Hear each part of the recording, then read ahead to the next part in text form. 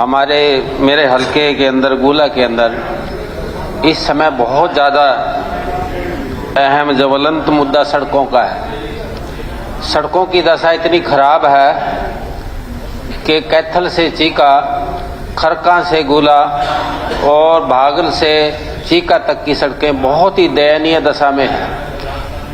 मैं इसके ऊपर इस मुद्दे पे कहना चाहता हूं कि ये जो डीएलपी है, आपने भी जिक्र किया उसका, ये 5 साल के लिए तय की जाती है। 5 साल एक सड़क बनी है, वो सब 5 साल तक दूसरी बननी ही नहीं। क्या गारंटी है कि वो 2 साल 3 साल के बाद आधा किलोमीटर का टुकड़ा टूट गया या खराब हो गई, उसके ऊपर पैच लगा देते हैं। ठेकेदार के ऊपर जो ड्यूटी थी उसको इग्नोर कर देता है ठेकेदार, और वो 1.5 साल 2 साल के बाद टूट गई तो बाकी 5 साल तो बचे हैं स्पीकर सर, उसमें लोगों को मुसीबत का सामना करना पड़ता है। वो 1.5 साल टूटी सड़कों के ऊपर ही निकल जाते हैं। ये सबसे बड़े अहम सब हलके के अंदर है, मेरे ने सभी के लिए ये जरूरी है कि अहम मुद्दा है ये।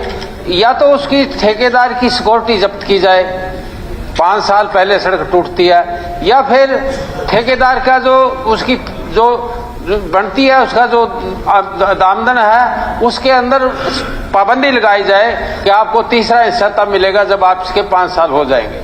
एक तो मेरा ये सुझाव है, ताकि ये तो एक सिस्टम बन गया, फैशन बन गया कि 5 साल तक जो है ना बननी नहीं, क्योंकि 5 साल बाद जो है ना इसका नंबर आएगा, वो फिर सड़क टूटी होगी उस टूटी पे ही चलते हैं लोग, और फिर आहिस्ता आहिस्ता उसके खड्डे पड़ जाते हैं। कारण ये बहुत है, दशा ये खराब इसलिए होती है।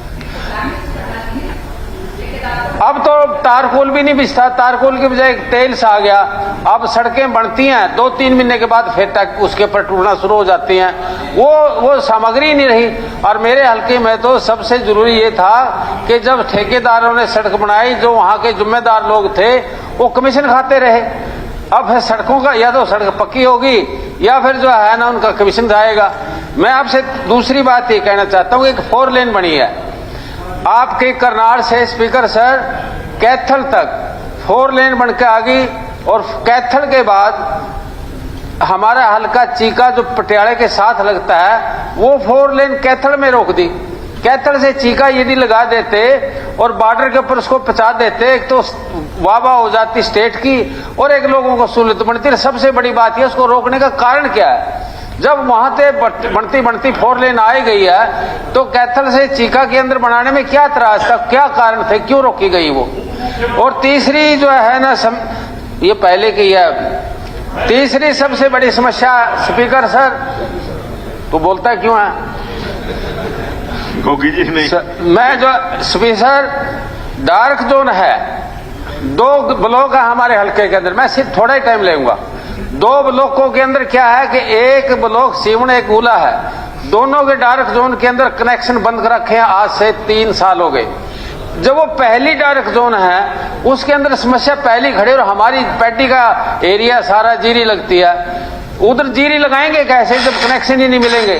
तो इस कनेक्शन की वजह से वो उसकी पाबंदी लगाई, वो हटाई जाए। और दूसरा ये है सर कि हमारा एक ही मिनट मेरा तो हुआ अभी, मैं जो है सिर्फ सर मैं नहीं लगा, वो बोर्ड के ऊपर टाइम अपने आप ही आ रहा है। मैं आपसे एक सेकंड लूंगा। हाँ। कि म्यूनिसिपल कमेटी की हमारी जमीन है, बड़ा अहम मुद्दा मेरे लिए। वो कमेटी की जमीन में पुराना बस अड्डा बन गया था, उस बस अड्डे की बजाय वो चला नहीं, वो खस्ता हालत में है, वो 11 साल से। अब नया बस अड्डा बन गया, वो जमीन खाली हो गई है, वो म्यूनिसिपल कमेटी की जमीन रिकॉर्ड में भी है, वो कमेटी को वापस कराया जाए, ये इतनी मेरी कहने की है। और एक जो है सबसे बड़ी एक मिनट एट्रोसिटी एक्ट के अंदर केस बहुत ज्यादा बढ़ रहे हैं, इसको बंद किया जाए। Thank you.